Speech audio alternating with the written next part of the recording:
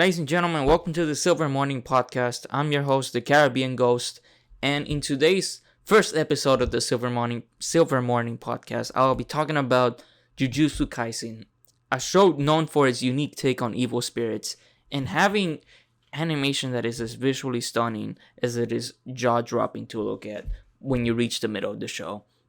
And I'll also talk about the film of the same name, Jujutsu Kaisen 0, which is equally amazing and emotionally potent, with especially with its main character, Yuta Okotsu.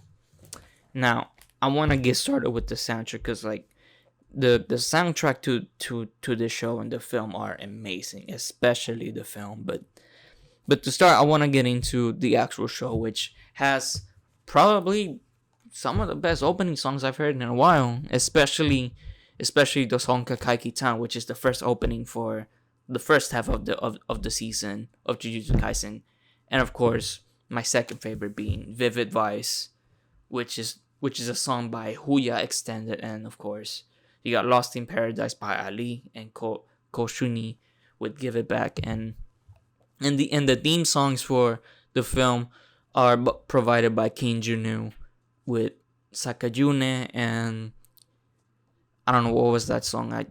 I don't remember, but I know it was in the trailers for the film. And the opening song for the film is actually pretty relaxing, but at the same time there's a sense of danger to it as we're thrown in with this character that we have no idea who he is, Yuta Okotsu, but we understand where he's coming from in the film.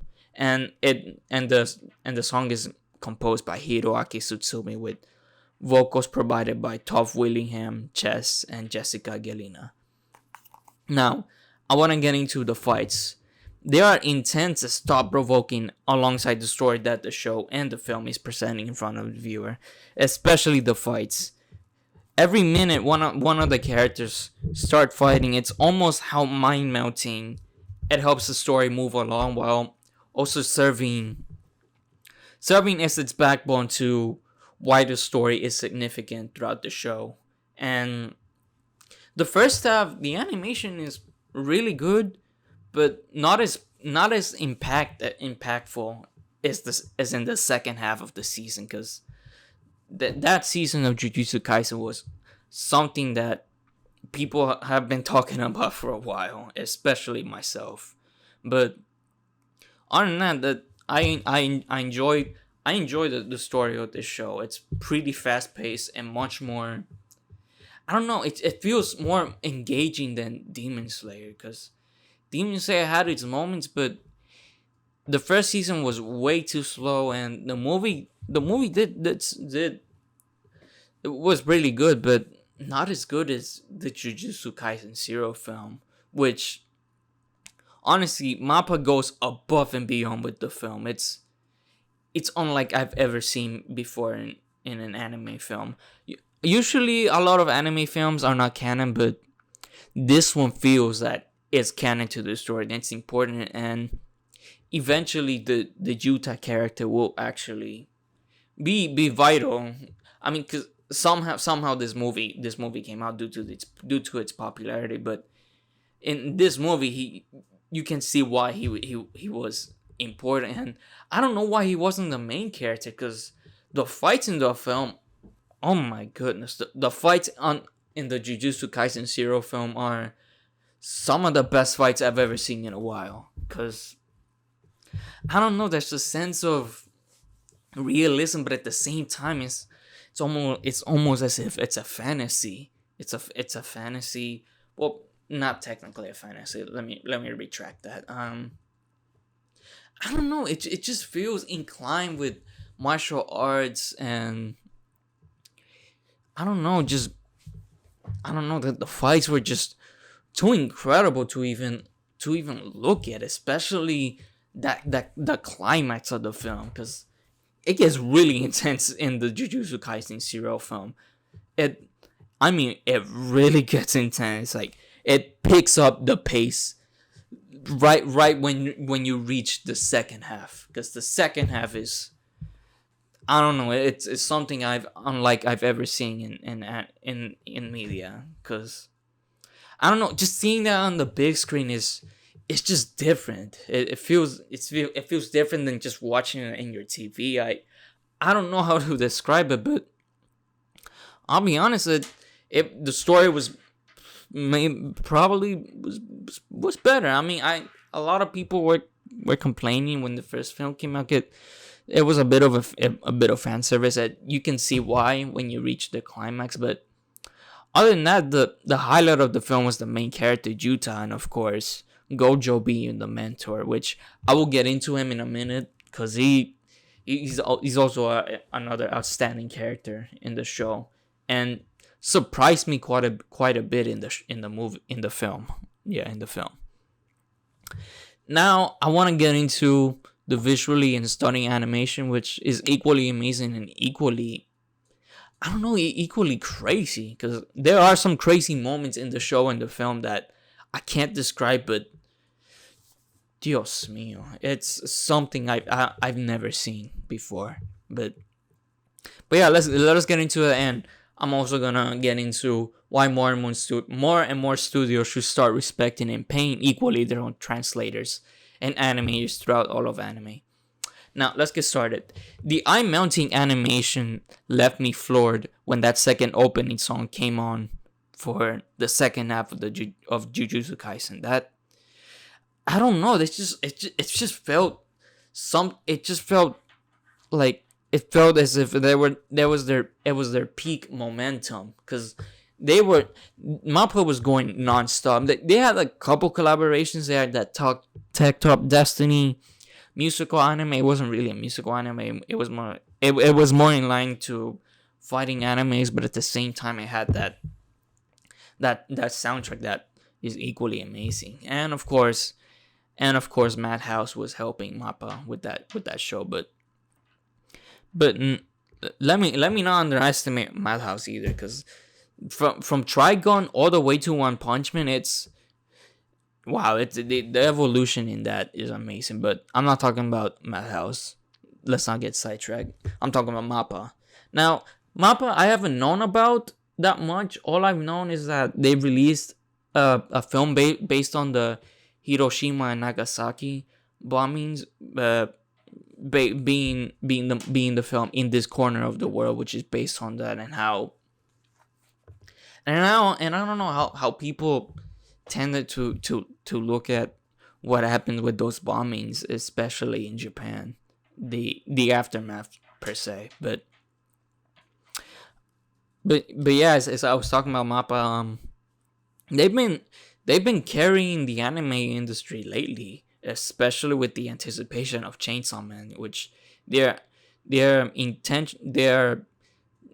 gonna animate. Eventually, it's going to come out. It's gonna come out this year, October of this year. But they're also aiming their sights on animating the manga authors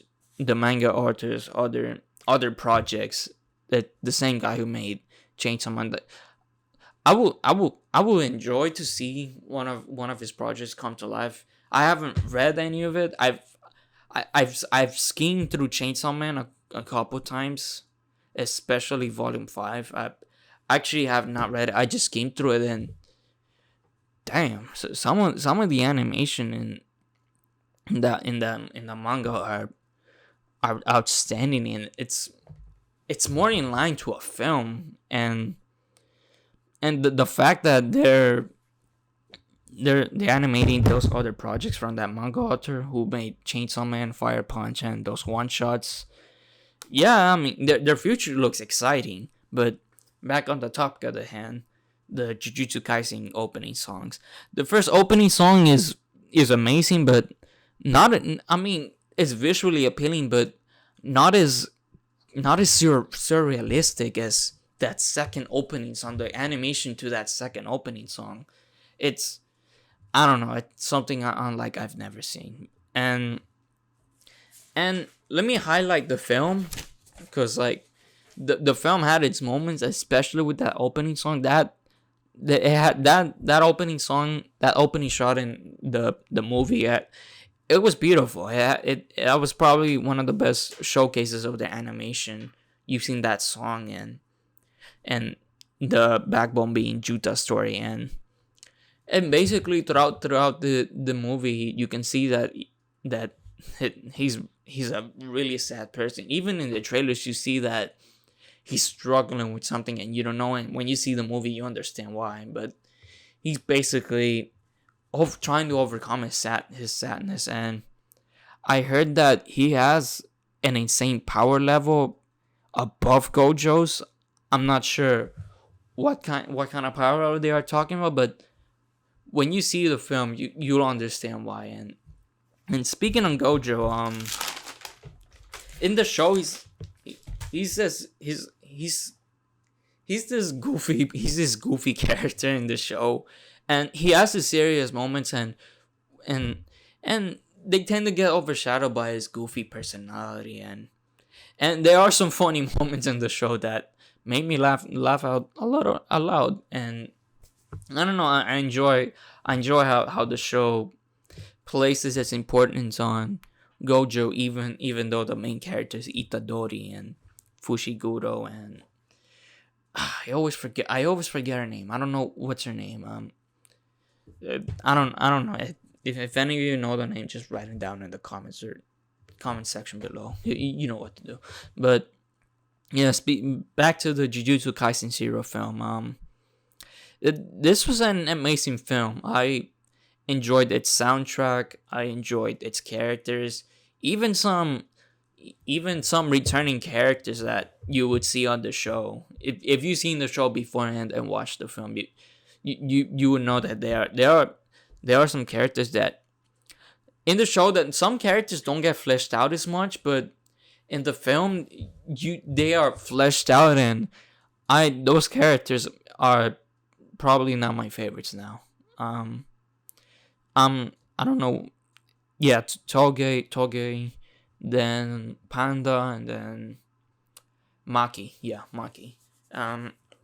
In the show, they're not as fleshed out as much, and at first you see them as being this background characters, but in the film they are central to Yuta Okotsu and his story of overcoming how he is and how he managed to surpass the power level of Gojo's. And Gojo in the film, he's much more serious, because in the show, as I mentioned, he has this goofy personality, but he's very dedicated to having Yuta Okotsu improve on who he is as a person, and how he should overcome that sadness and fear of his power with his evil spirit and all that stuff. But yeah, as I mentioned, the interesting parts of the show were when Gojo was serious and just completely annihilating his opponent, because he can fight, and there are certain moments in the show where he shows that and literally does not break a sweat. Even in the film, he does not break a sweat when it comes to him fighting against other evil spirits and Jujutsu sorcerers that are in that channel that curse energy. And yeah, the villain Geto, he's vicious. He's vicious. I think if he's the main villain of the second season, I think he might even surpass the villains of the first season.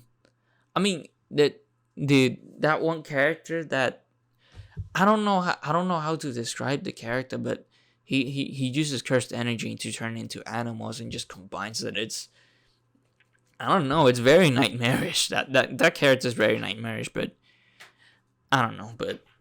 I would like to see more of Geto and Gojo in the future, and especially Yuta. Yuta was the highlight of the film. That finale fight is, I don't know, that finale fight is something that I don't know. I haven't seen that good in a while. I haven't seen a fight that amazing in, wow, years. It's been years since I've seen a fight that amazing in any other media. But I digress. Yeah, the amazing aspects and the interesting aspects were when Gojo was serious about, I don't know, about training Juta, and he really did care about how about how his own sadness, and he wanted to see him out of that. He and yeah, this film was very emotional. There are some points where I don't know, this just left me speechless of how these moments were brought to life with this amazing animation. And yeah, one character in particular that affects Utah is Rika.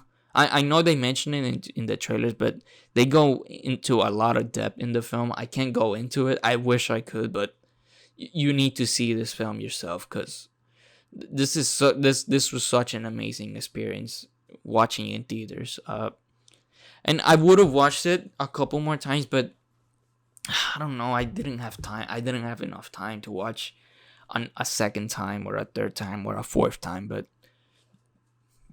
I don't know. It's the first time I really enjoyed this film, and yeah. And now for my last topic of this discussion of Jujutsu Kaisen. Yeah, I mean, the show was pretty good. My favorites were Gojo and Itadori, and in the film, Juta Kotsu. He was the highlight of the film. But if I have to choose another favorite character, I would say Toge. They fleshed him out a lot in that film, and his character arc surprised me.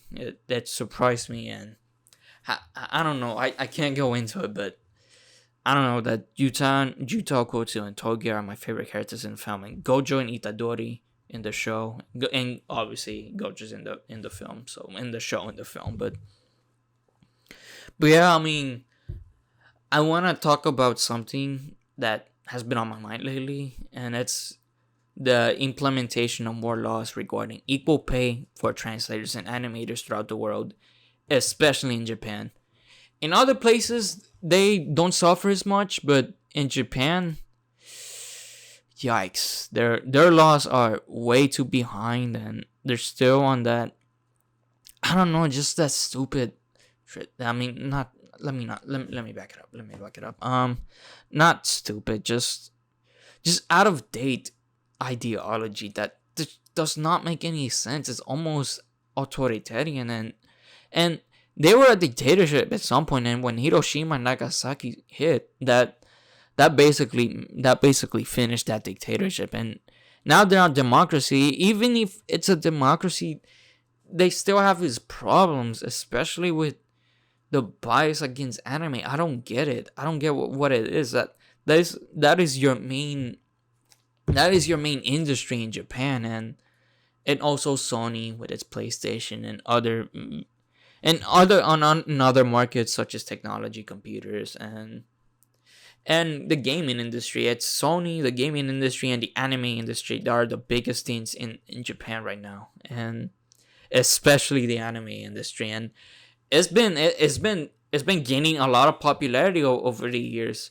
especially with the anticipation of Chainsaw Man. I don't think I've ever seen that much anticipation for a show since it's been a while. It's no, not One Punch Man. I'd say One Punch Man had an amazing first season, but it was a highlight in a different genres with it being the anime comedy genre. But the Chainsaw Man, the action genre, I haven't seen a show get this much anticipation since Attack on Titan. I even remember Attack on Titan being probably the most popular thing. I don't know, but popular thing. I don't know. It was the first time. It was a complete culture shock to me that anime became popular during that time. And at first it was a niche, but when Attack on Titan came, it completely blew away people's minds, and it even became a mainstream sensation. And now literally you will find anime everywhere, especially in references stores, literally everywhere. And And yeah, I mean, it's crazy that Chainsaw Man is now surpassing the anticipation in Attack on Titan, and Attack on Titan is almost finished, and it's still popular, but it doesn't have as much momentum as Chainsaw Man, and it's being animated by probably the biggest creative studio right now, alongside UFO Table and Madhouse, and other studios that I can't remember off the top of my head, but Mappa and Madhouse being the main ones, and of course UFO Table, the trio of studios that are doing so well right now. But my one concern is that not a lot of the people behind these shows are not getting paid enough. Sure, you have the production companies, you have the directors, you have the productions, and then you have the people at the bottom of the barrel being the translators and animators who work the hardest to give us these shows. And I don't know, it's just sad seeing not having them not be equally paid.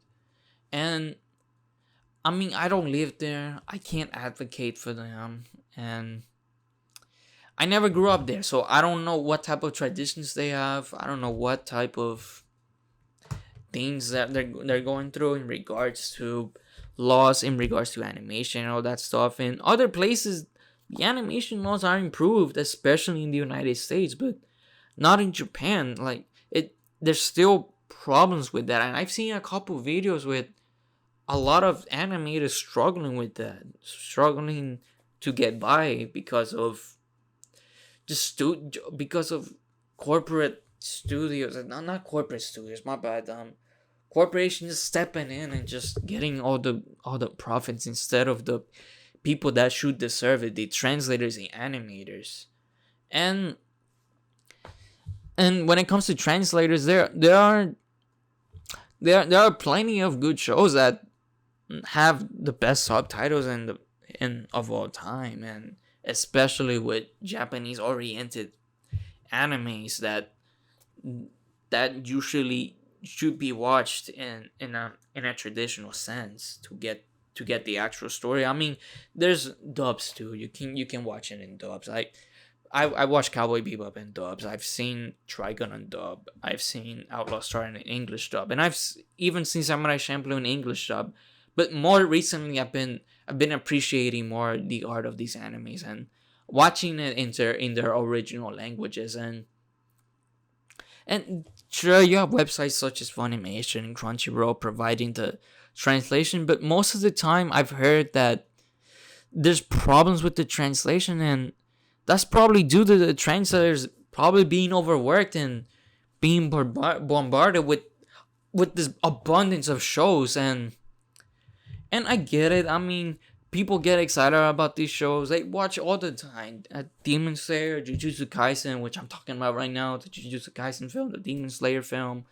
There's so many animes right now that I can't even think of at the top of my head how many I've watched.